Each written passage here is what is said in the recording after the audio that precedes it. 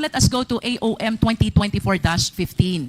Ito po yung na-mention ko kanina, General Memphine, na mayroong disallowance na 75 million.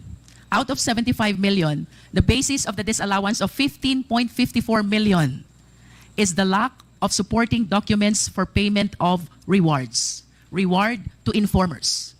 And in response to the AOM, nakatanggap po ang COA ng certification galing sa 4 na AFP officers.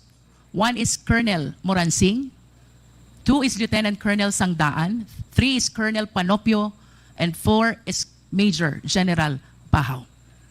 Mayroon pong pinapa-explain ang COA na 15 million. This is about payment of reward to informers. And then in response, nag-submit po ang DepEd ng 4 na certification. General Memphine, can you please enlighten us? What are these certifications all about? Your Honor, Mr. Chair, the certification that I was asked to coordinate with commanders on the area with regards to the conduct of the Youth Leadership Summit are present here. And I was just asked to get the feedback from these units of the Army in particular of how they conduct the Youth Leadership Summit in their respective area and how effective it in securing or ensuring that these student, out of school youth, and even indigenous peoples, youth of indigenous peoples are protected, no? Because that's one of the thrust of also of Department of Education, that our youth be able to be a productive citizens of our country.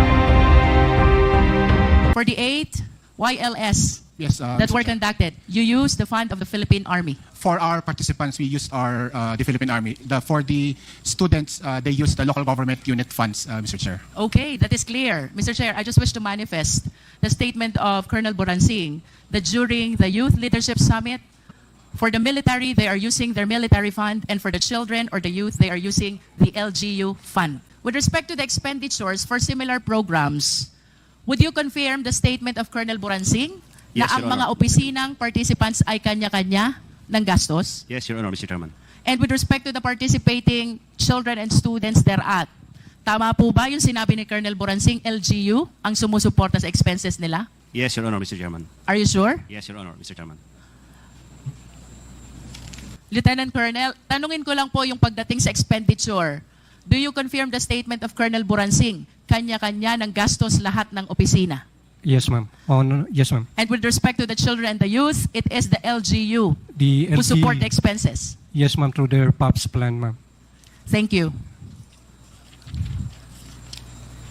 In other words, similar to the statement of the 3 prior officers, yung mga activities nyo, ang gumagastos is the Armed Forces of the Philippines. Tama po ba? Yes, ma'am, Your Honor. And as far, Attorney Camora, tama ba ang understanding ko? Sa AOM, may disallowance na 75 million. Out of 75 million, you are asking for supporting documents of the 15 million which were paid as rewards to informers. Attorney Camora, you are recognized. Yes, Mr. Chair. And in response to that supporting documents, the DepEd submitted these certifications about the Youth Leadership Summit. Tama ba?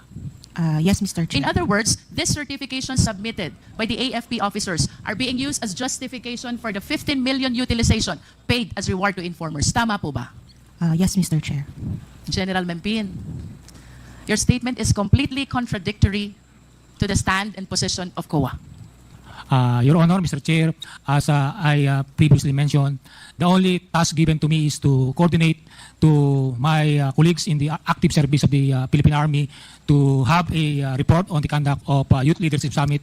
But as to the utilization or disbursement of 15 million payment to informers, I was not made aware of it, and I have no knowledge that this certification is for the payment of informers. Your Honor and Mr. Chair. General Mimpin, I understand we also have Major General Bahaw. You have a letter here, General Bahaw. This is about the 9 Youth Leadership Summits. Kanino nyo po ito in-address? Good morning, ma'am. Good morning, Mr. Chair. May I be recognized? Major General Bahaw, you're recognized. Thank you, Mr. Chair. Ma'am, I addressed the letter to Yusek Nolasco Mempin po, updating him of the YLS conducted in my division then. And similar to the questions that were propounded to the 3 other AFP officers, kapag ho ba nagwa-YLS kayo, sinong gumagastos? Ma'am, sari-sariling agency po na nagpa-participate dito ang gumagastos. Sa amin po, more on facilitation and security.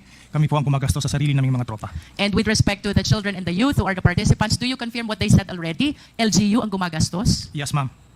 At kanina po sinabi din ni General Memphine, balikan ko si General Memphine, sabi niyo po, General, wala talagang gastos ang DepEd dito?